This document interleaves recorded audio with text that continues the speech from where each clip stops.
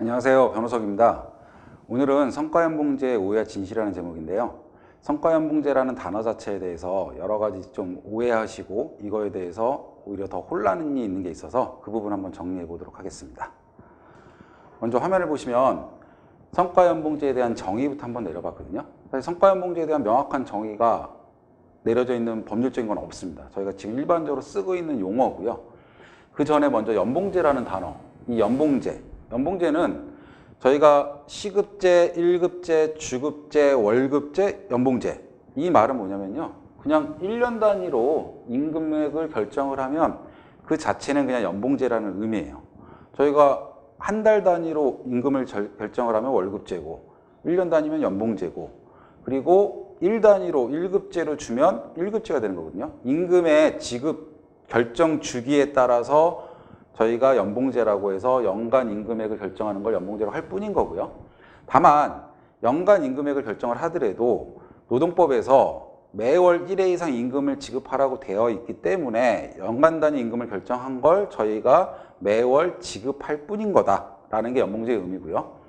그 다음에 저희가 이제 성과연봉제라는 이 개념, 성과연봉제는 이런 연봉을 결정하는데 그 기준이 뭐냐, 그 기준이 개인의 능력이나 실적 등 성과를 기준으로 결정을 하겠다. 이걸 성과연봉제라고 하는 거예요, 그냥. 그러니까 연간 단위로 임금을 결정하는 게 연봉제. 그 연봉을 결정할 때 기준을 개인의 성과나 능력을 기준으로 책정을 하겠다라면 그럼 성과를 기준으로 하는 연봉제다. 그게 성과연봉제일 뿐인 겁니다, 사실.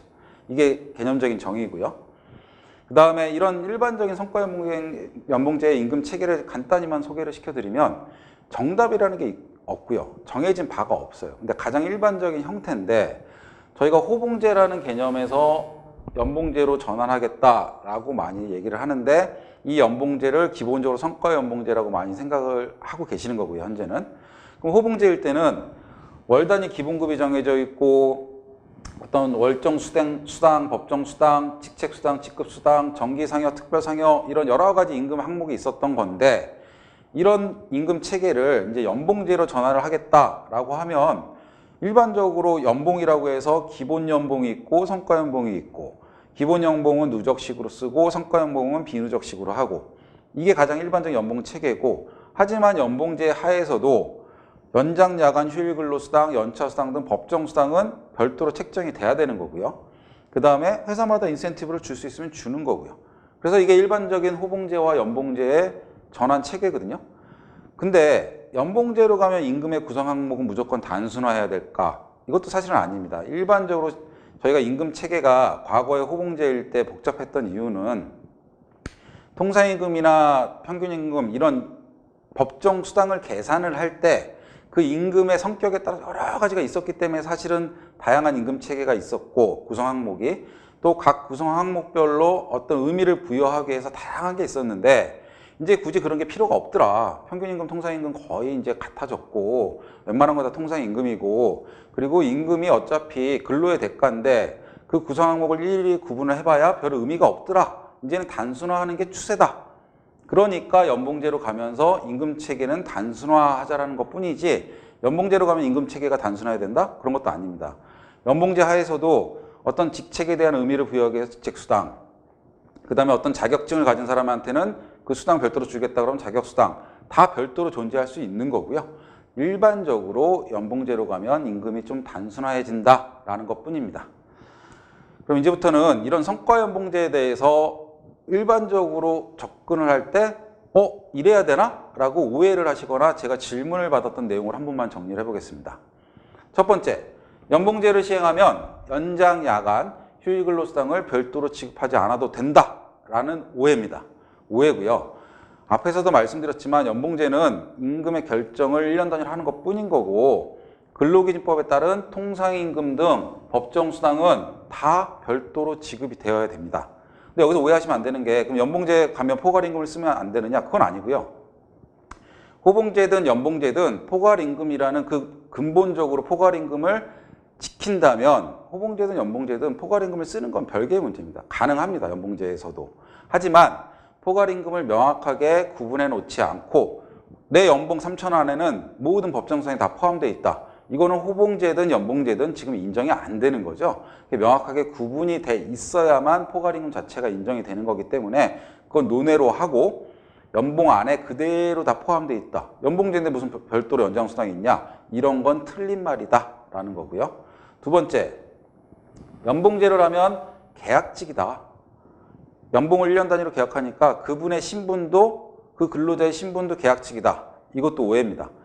연봉을 계약하는 거와 근로를 계약하는 건 다른 개념이기 때문에 연봉을 1년 단위로 계약하더라도 그분은 정규직일 수도 있고요. 계약직일 수도 있습니다. 다만 저희가 실무적으로 명확하게 구분을 해주셔야 되는 거죠. 그냥 근로계약서 아니면 연봉근로계약서라고 해놓고 계약기간 해서 1년을 해놨다. 그러면 이게 근로자가 정규직인지 계약직인지 신분에 대한 계약인지 아니면 연봉에 대한 계약만 의미하는 건지 불명확하기 때문에 근로계약서를 연봉계약서로 완전히 분리를 시켜서 근로계약서는 정규직으로 해놓고 연봉만 1년 단위로 계약한다. 그럼 명확하게 근로계약서가 정규직이겠죠. 근데 만약 한정으로 간다. 그러면 이분이 계약직이라면 계약기간을 같이 가도 되겠지만 정규직이면서 연봉제라면 근로계약 기간과 연봉계약 기간을 구분을 해 주셔야 된다라는 거고요. 세 번째, 연봉제를 시행하면 삭감을 회사가 원하는 대로 할 수 있다. 그건 아닙니다. 연봉제라는 건 임금의 지급 주기와 결정 기준만을 의미하는 거지 노동법에서 달라지는 건 하나도 없다고 생각을 하시면 되고요. 그래서 임금을 삭감할 수 있는 근거는 합리적인 근거가 있을 때만 노동법에서 인정을 합니다. 합리적인 근거라는 건 굉장히 좀 엄격하게 해석을 하고 있고요. 그래서 합리적인 근거 없이는 연봉제에서도 임금을 삭감하는 건 불가능하다라는 거고요. 다만 연봉제 하에서는 뭐 누적식으로 기본급을 운영을 하든 비누적식으로 성과연봉으로 운영을 하든 어떤 합리적 기준을 평가랑 연동을 시켜서 그걸 제도화를 만들어 놓고 어떤 삭감을 하는 제도를 만드는 경우가 있습니다. 이때 그 평가 제도와 그에 따르는 연봉 체계가 합리적 근거의 기준이 되는 걸 마련하게끔 하는 거고요. 연봉제라는 것 자체만으로 삭감할 수 있다라는 건 오해입니다. 그리고 연봉제는 전 직원에게 동일하게 적용해야 한다? 우리 회사가 연봉제를 할 거면 모든 사람들을 다 연봉제를 해야 되느냐? 그것도 오해입니다. 연봉제를 일부 직원 아니면 일부 직군에만 해도 되고요. 그리고 부서별로 다르게 해도 되고요. 그 적용 대상자만 명확하게 취업규칙에 정해놓고 한다면 그 적용 대상도 다르게 가도 상관이 없다. 그리고 연봉제의 제도 내에서도 차등폭 등 여러 가지를 다르게 가도 상관이 없다라는 거고요. 그 다음에 연봉에 퇴직금을 포함하여 계약하는 게 가능하냐? 이건 연봉제냐 월급제냐 다 똑같은 얘기고요. 퇴직금은 원칙적으로는 평균임금이라는 개념을 쓰죠. 저희가 퇴직금하고 퇴직연금 DB에서는. 그리고 퇴직연금 DC 같은 경우에는 이제 임금 총액이라는 개념을 쓰고요. 근데 이게 다 사후적인 개념입니다. 사전에 결정할 수 있는 게 아니고 평균임금이든 임금 총액은 결과적으로 사후에 측정이 되는 개념이기 때문에 사전에 확정해서 계약하는 것은 법적 성격상 맞을 수가 없습니다. 하지만 확정을 할 수는 없지만 연봉과 명확하게 구분을 해서 연봉계약서에 쓰는 자체가 문제가 되는 건 아닙니다. 연봉계약서에다가 연봉이 3천만 원이고 퇴직금이 연봉이 3,600만 원이고 퇴직금이 300만 원이다. 다만 그 퇴직금은 예정된 금액이고 변동될 수 있다. 라고 명시를 해주시는 것까지는 가능합니다. 하지만 연봉 안에 구분도 없이 퇴직금이 포함되어 있다는 건 불법입니다. 그 다음에 성과연봉제는 반드시 많은 차등을 해야 되느냐? 성과연봉제를 시행을 하면 무조건 차등이 이루어져야 되느냐? 아닙니다. 성과연봉제를 하더라도 차등폭을 크게 할 수도 있고 적게 할 수도 있고 또 어떤 대부분의 우리 회사의 95%의 직원은 동일하게 회사가 일반적인 임금 인상률을 적용하고 일부에 대해서만 정말 탁월한 성과를 창출한 일부에 대해서만 차등을 하겠다. 이런 것도 가능한 거고요. 그래서 결론적으로 성과연봉제는 하나의 연봉제라는 임금 기준을 성과를 기준으로 결정을 하겠다는 의미인 거고요. 그 안에서 제도를 설정하는 건 회사가 각 제도의 장단점을 가지고 선택을 하면 되는 문제이지 달라질 것은 없다는 것입니다. 여기까지 해서 오늘 성과연봉제에 대한 기본적인 개념 그리고 그 부분에 대한 오해 또 그거에 대한 어느 정도의 답을 드렸고요. 이 부분에 대해서 앞으로 좀 더 자세한 내용은 다시 찾아뵙도록 하겠습니다. 감사합니다.